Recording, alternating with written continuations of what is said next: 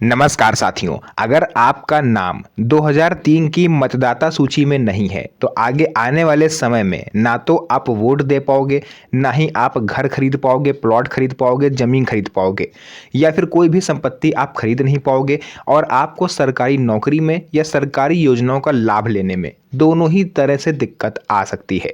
ये इस तरह की बातें आपको इस टाइम सोशल मीडिया पर काफ़ी ज़्यादा सुनने को मिल रही हैं। तो आज क्या है हकीकत? क्या सच में कानून यही कहता है कि अगर आपका नाम 2003 की वोटर लिस्ट में नहीं हुआ या फिर एसआईआर में आपके घर पर नोटिस आया तो इन सब चीज़ों का लाभ आप फ्यूचर में नहीं ले पाओगे? तो चलिए इसी सवाल का जवाब आज मैं आपको इस वीडियो में दूंगा विद प्रूफ। और कौन से ऐसे दस्तावेज हैं जो आपको सेफ रखेंगे वो भी मैं आपको विस्तार से बताऊंगा। तो चलिए वीडियो को स्टार्ट करते हैं और एक एक करके सभी चीज़ों पर विस्तार से डिस्कस करते हैं। तो साथियों, यहाँ पर मैं वीडियो में आगे बढ़ूँ उससे पहले मैं यहाँ पर एक चीज़ बता देना चाहता हूँ कि आखिर जो 2003 की वोटर लिस्ट है वो चर्चा में क्यों है और क्यों इस टाइम उसको लेकर के इतना हाइप फैलाया जा रहा है। तो साथियों, मैं आपकी जानकारी के लिए बता दूं कि अभी तक पूरे देश में असम एकमात्र ऐसा राज्य है जहां पर 2019 में एनआरसी हुआ था। एनआरसी जब वहां पर करा गया तो उस टाइम जो निर्वाचन आयोग है उसने 2003 की वोटर लिस्ट को रेफरेंस के तौर पर यूज़ करा, यानी एज ए रेफरेंस उन्होंने यूज़ करा। और वहीं से ये खबर आई है, वहीं से ये अफवाह उड़ी है कि 2003 में अगर आपका नाम नहीं है वोटर लिस्ट में, आपके घर में किसी का नाम नहीं है, तो वो परिवार किसी भी तरह का सरकारी लाभ नहीं ले पाएगा। वहीं से ये अफवाह ने जन्म लिया और इस जो जानकारी थी, ये जो अफवाह थी, इसको हवा और लग गई। इसमें और आग की तरह ये खबर जब फैली जब यूपी में 2 करोड़ 89 लाख मतदाताओं के घर पर चुनाव आयोग की तरफ से नोटिस भेजा गया। और अभी भी नोटिस भेजा जा रहा है। आप में से बहुत से लोग होंगे जिनको नोटिस मिला भी होगा और आपने सुनवाई भी कंप्लीट करी होगी। तो पूरी हकीकत मैं आपको बताऊंगा, लेकिन उससे पहले आप ये जान लीजिए कि कानून क्या कहता है, आखिर कानून की राय क्या है इस चीज़ को लेकर के, और माननीय सुप्रीम कोर्ट ने इसमें हस्तक्षेप क्यों करा।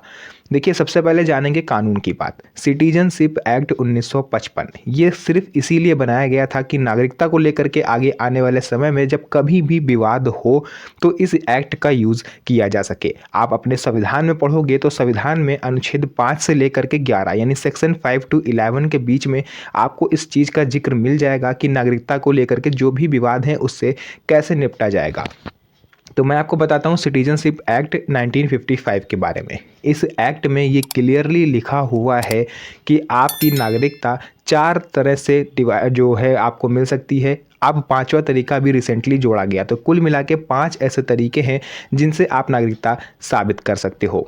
पहला आपका हो जाता है बाई बर्थ यानी जन्म के आधार पर, दूसरा बाई डेसेंट यानी वंश के आधार पर, तीसरा हो जाता है बाई नेचुरलाइजेशन यानी कि प्राकृतिककरण, और चौथा तरीका होता है आपका नागरिकता प्रमाण पत्र अगर आपको मिल जाता है इस तरह से, और 5वां भी तरीका आपको मैं बता देता हूँ प्राकृतिककरण के ही हिसाब से होता है। पूरे 5 तरीके मैंने यहाँ पर नोट करें। अब उसका मैं एक एक करके आपको विस्तार से बताता हूँ कि इसमें क्या होता है।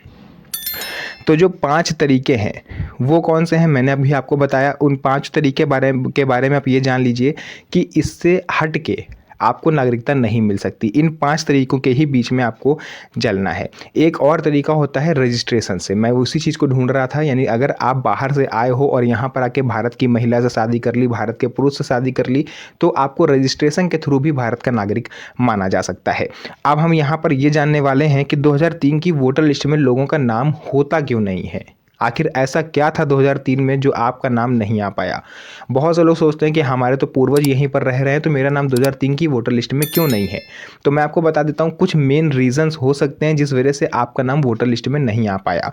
वो मेन रीज़न ये है, हो सकता है कि आप उस टाइम किसी दूसरे राज्य में रहते हो और अब आप किसी दूसरे राज्य में रह रहे हो सकता है आप उस टाइम किसी दूसरे ज़िले में रहते हो और आप किसी दूसरे ज़िले में रह रहे हो। इसी तरह से नाम जोड़ने में हो सकता है आपसे गलती हो गई हो, नाम की स्पेलिंग आपने मिस्टेक कर दी हो, माता पिता के नाम का कॉलम आपने ऊपर नीचे कर दिया हो। इसी के तहत गांव शहर आपका बदल गया। शादी के बाद अक्सर महिलाओं का नाम जो है, सरनेम जो है वो चेंज हो जाता है। तो सबसे ज़्यादा दिक्कत इस टाइम शादीशुदा महिलाओं को हो रही है जिनका मायके में नोटिस आ रहा है और इस टाइम वो ससुराल में रह रही हैं। तो ये सबसे बड़ी समस्या है, देखने को मिल रही है। तो सबसे पहले अब मैं आपको बताऊंगा कि नाम अगर आपके नहीं है, 2003 की वोटर लिस्ट में नाम नहीं है, तो आपको घबराना बिल्कुल नहीं है। क्या करना है वो समझ लीजिए। अपने जो भी मजबूत दस्तावेज हैं उन्हें तैयार करें। टोटल 12 ऐसे दस्तावेजों की एक लिस्ट मेरे पास आई हुई है, जो मैं आपको बता दूं, माननीय सुप्रीम कोर्ट की तरफ से ये लिस्ट बहुत पहले आ गई थी कि अगर इन 12 दस्तावेजों में से कोई एक दस्तावेज आप बनवा लेते हो या फिर आपके पास है, तो चाहे एनआरसी हो, चाहे एसआईआर हो, एनपीआर हो, या फिर कोई भी सरकार अनाउंसमेंट करे, आप बिल्कुल सेफ़ हो। वो 12 दस्तावेज कौन से हैं, कॉपी पेन उठाइए, उसको लिख लीजिए और उसे बनवाने का तरीका भी मैं आपको बताऊंगा कि कैसे आप कौन से विभाग से बनवा सकते हो। तो नंबर 1 पर साथियों आ जाता है सरकारी नौकरी पेंशन रिकॉर्ड। अगर आपके पिताजी, आपके दादाजी या फिर आपके कोई भी पूर्वज गवर्नमेंट जॉब में रहे हैं, तो उनका गवर्नमेंट जॉब का अलॉटमेंट लेटर, सैलरी स्लिप, या फिर अगर उनको पेंशन मिल रही है तो उनका पेंशन रिकॉर्ड, पासबुक से जो भी आप निकलता है ना, पास पेंशन आती है तो निकालने जाते होंगे, तो उसका पासबुक का एक स्टेटमेंट का रिकॉर्ड, फोटोकॉपी आप दे दीजिए, यहाँ से आप बच सकते हो। दूसरा रहता है 1 जुलाई 1987 से पहले का कोई भी अगर बैंक अकाउंट हो, एलआईसी प्रीमियम हो, है ना, कोई भी मतलब बीमा वगैरह अगर उन्होंने करवाया हो तो आप दे सकते हो। घर मकान की रजिस्ट्री अगर करवाई हो 1987 से पहले तो वो भी आप यहाँ पर लगा सकते हो। तीसरा सबसे महत्वपूर्ण है जन्म प्रमाण पत्र, यानी बर्थ सर्टिफिकेट। अगर ये आपके पास नहीं है, जन्म से संबंधित कोई दस्तावेज आपके पास नहीं है, तो आप इसे हॉस्पिटल से भी बनवा सकते हो जा करके, लेकिन उसके लिए कोर्ट का एफिडेविट लगेगा। किसी भी वकील को आप हायर कर लीजिए, वो नोटरी के माध्यम से कुछ चीज़ें आपसे पूछेगा, उसी के बेसिस पर वो एफिडेविट तैयार करेगा और वहाँ से आपका बर्थ सर्टिफिकेट बन जाएगा। उसके बाद आता है पासपोर्ट।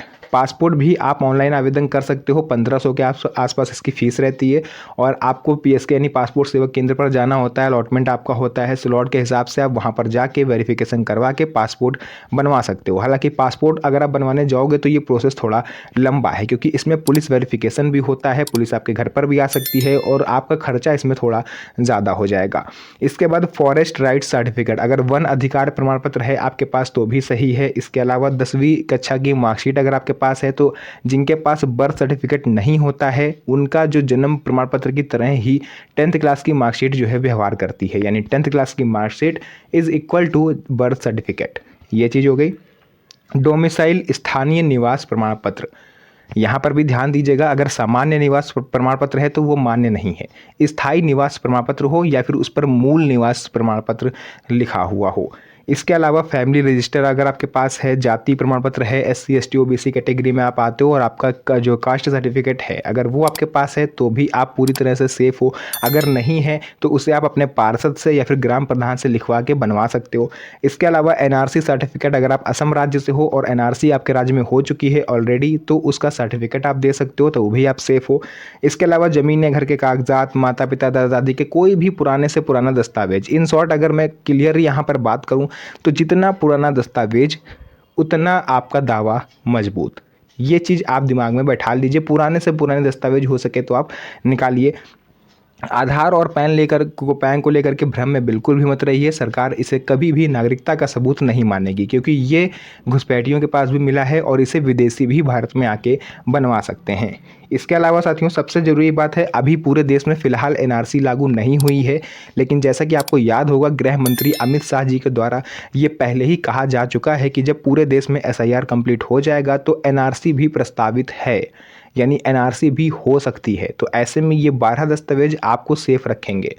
तो जल्द से जल्द इन डॉक्यूमेंट्स को बनवा लीजिए अगर अभी आपके पास नहीं है तो। बाकी इस वीडियो को अपने यार दोस्तों रिश्तेदारों के साथ शेयर करिए ताकि उन्हें भी इन चीज़ों के बारे में पता चले। तो फिलहाल के लिए आज की इस वीडियो को यहीं तक रखते हैं, फिर से मुलाकात होगी आप सभी से एक और नई मज़ेदार वीडियो में। तब तक के लिए धन्यवाद।